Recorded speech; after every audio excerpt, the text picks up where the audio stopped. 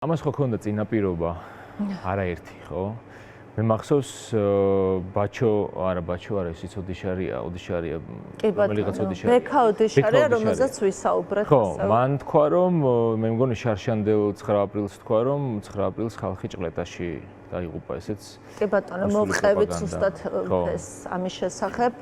და ეს თქვა კიდე მანამდე ამას ხშირად ამბობენ სხვათა შორის არა მხოლოდ ოფიციალური პირები, არამედ უბრალოდ გულშემატკივრები ქართული ოცნების, ანუ ქართული ოცნების გულშემატკივრობა ნიშნავს, რომ შენ ასე ხედავ მოვლენებს, ჭყლეტაში მოყოლილებს ხედავ, როგორც ჩანს ესეც არის. ხო, ეს კიდევ უფრო მძიმე რამ არის მე ვიტყოდი რომ ეს არის რაღაც საფუძვლების შექმნა, რომელსაც ავალებს პირდაპირ რუსეთი, კრემლი ამ ხალხს და ისეთივე საფუძვლის, როგორიც იყო მაგალითად ბოდიში ივანიშვილის, რომელმაც შესაძლოა და ალბათ ზუსტად ამისთვის არის, რომ შეგვიქმნას რთული ვითარება უკვე საუბრებში, იმიტომ რომ ძალიან მოკლე ხანში, რამდენიმე დღის თავზე თუ არ ვცდები გაეროში, მე მგონი რუსეთის წარმომადგენელმა თქვა, რომ თვითონ ქართველები საუბრობენო, რომ მათ ბოდიში აქვთო მოსახდელიო. აი ეს ყველაფერი, ეს განცხადებაც, ხო, ემსახურება,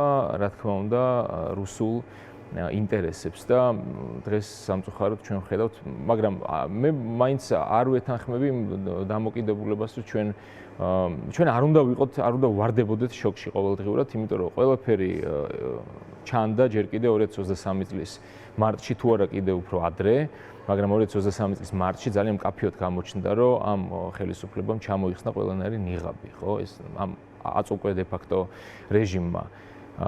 ეხლა საკითხი დგას ასე, რომ ჩვენ როგორ მოვიქცევით და დღევანდელი დღე ჩემთვის იყო გამარჯვების დღე, იმიტომ რომ ჩვენ დავიცავით 9 აპრილის რეალური შინაარსი. თუ ჩვენ მიუშვებდით ამ ფარისევლებს ამ მემორიალთან და ისინი მიიტანდნენ რუსული სისხლიანი ჩექმებით იქ ყვავილებს, ეს იქნებოდა თვალთმაქცობა და გამოჩნდებოდა რომ ქართველ ერს ძინავს, მაგრამ აღმოჩნდა რომ არ ძინავს ქართველ ერს, კიდევ ერთხელ გამოჩნდა საქართველოს არსებობს კიდევ ერთხელ ვთქვით ეს. ამიტომ არ მგონია რომ ჩვენ რაღაცა ღრმად უნდა შევყვეთ ამ შინაარსის გაანალიზებას, რას ნიშნავდა კობახიძის და დანარჩენი რუსეთის რუსული რეჟიმის. თუმცა როგორც ჩანს, ყველაფერი ვიცით.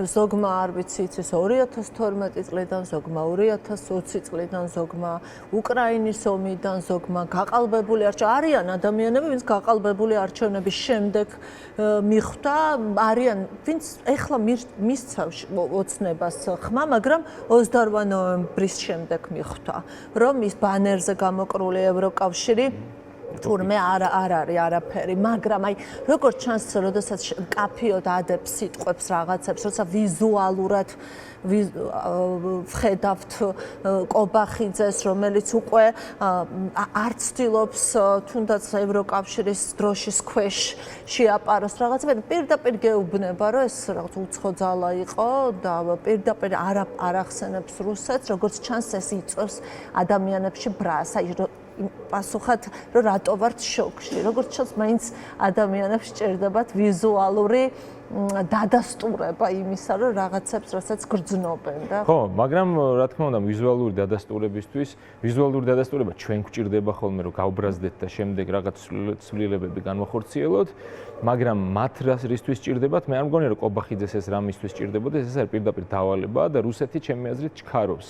მისი აჩქარება გამოიწვია უკრაინის ომმა, მისმა თავდასხმამ უკრაინაზე, მას უნდა რომ სწრაფად გაინაღდოს აქ რაღაცები და ამიტომ ის პირდაპირ ცხად სურათ ხატებს გვიგზავნის, რომ შეამოწმოს მუდმივად რამდენად გვღვიძავს. კი ბატონო. მაგრამ ჩვენ სულ გვღვიძავს. კი ბატონო.